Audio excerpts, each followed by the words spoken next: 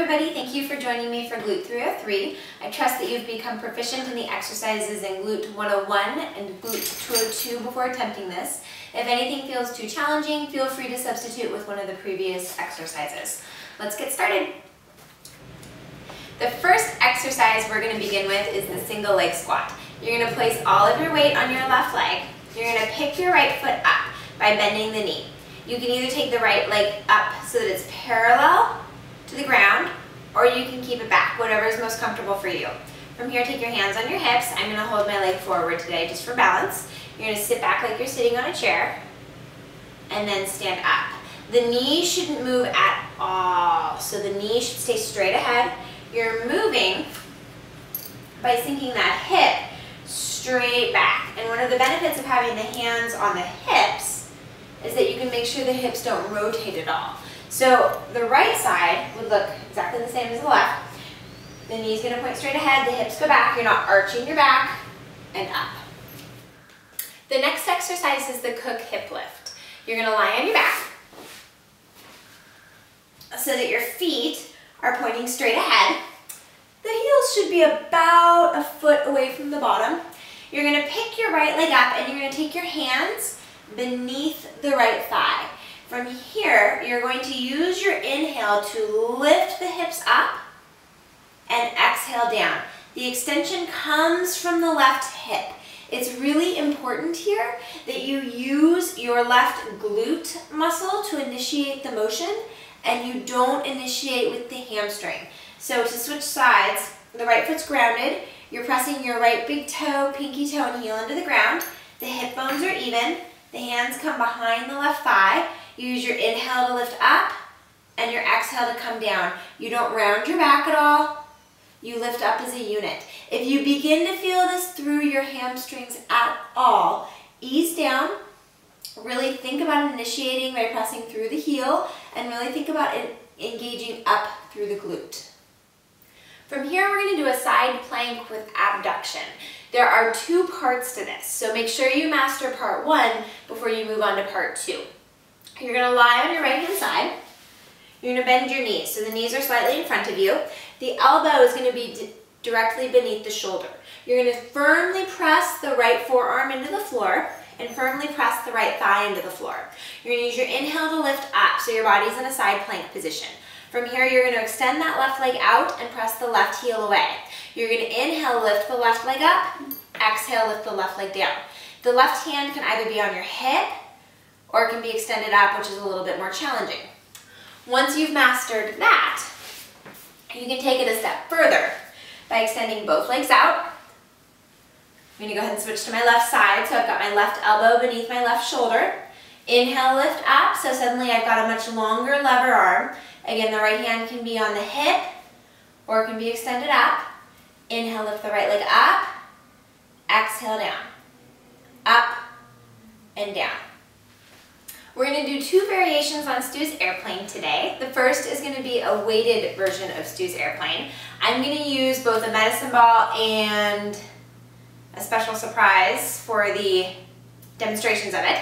To start with the medicine ball, I'm going to use good mechanics to pick it up. So I'm going to squat down, pick up the medicine ball. I'm going to bring it into my chest. From here, I'm going to make sure my left foot points straight ahead, and I'm going to ground my big toe, my pinky toe, and my heel. I'm going to hinge forward with the hips so that my right leg is extended behind me, my back isn't arched, my hips are level. From here, I'm going to open out to the right, back to center, and to the left, back to center. Making sure my knees stay straight ahead, opening out to the right and to the left. So another option would be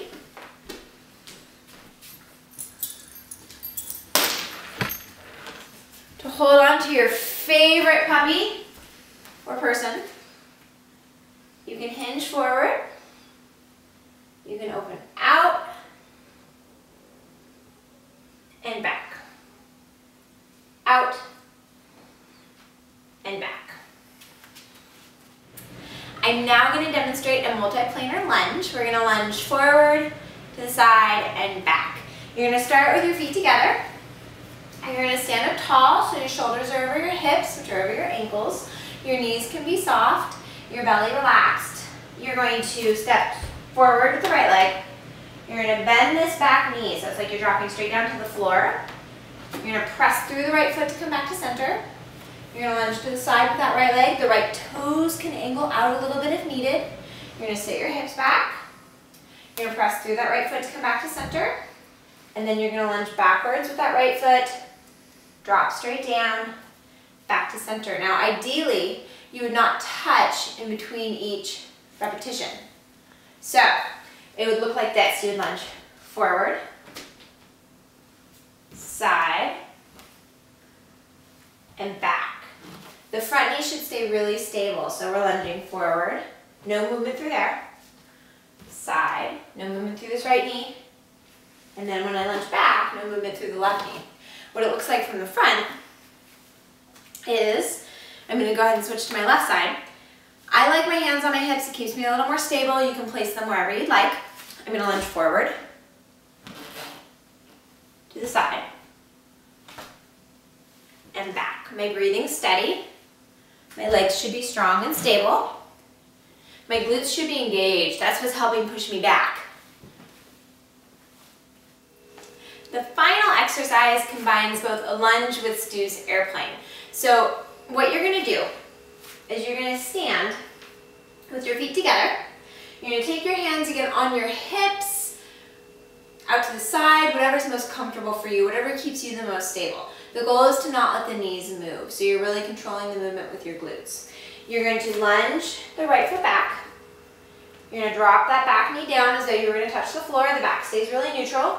You're going to press up into that left leg. You're going to open out to the side. And then you're going to open in. And from there, you're just going to control it by coming back down.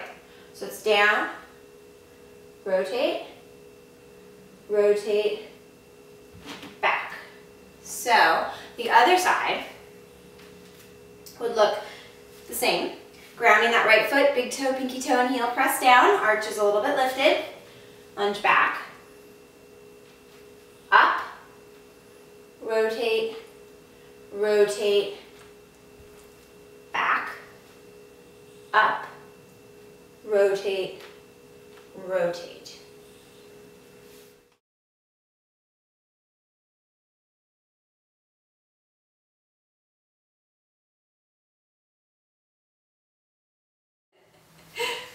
Are you comfy, Bob?